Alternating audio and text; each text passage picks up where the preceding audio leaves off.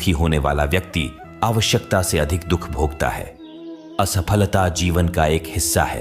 अगर आप कभी असफल नहीं होंगे तो आप कभी सीखेंगे नहीं, और जब आप सीखेंगे नहीं, परिणाम स्वरूप आप में बदलाव नहीं आएगा और ना ही आप कई चीजें सीख पाएंगे।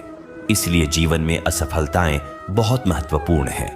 वक्त से लड़कर जो नसीब बदल दे इंसान, वही जो तकदीर बदल दे। कल का क्या होगा कभी मत सोचो, क्या पता कल खुद अपनी तस्वीर बदल दे। खुशी आजादी पर निर्भर होती है और आजादी इस बात पर निर्भर होती है कि आप कितने अशाशी हैं। विश्वास के बगैर इस दुनिया में कोई भी रिश्ता ज्यादा दिन तक नहीं रह सकता। यदि किसी भूल के कारण कल का दिन दुख में हो तो उसे याद करके आज का दिन व्यर्थ ना करो। जो लक्ष्य में खो गया समझो वही सफल हो गया। श्री कृष्ण कहते हैं, इंसान के बर्बाद होने के 5 कारण हैं नींद, गुस्सा, डर, थकान और काम टालने की आदत।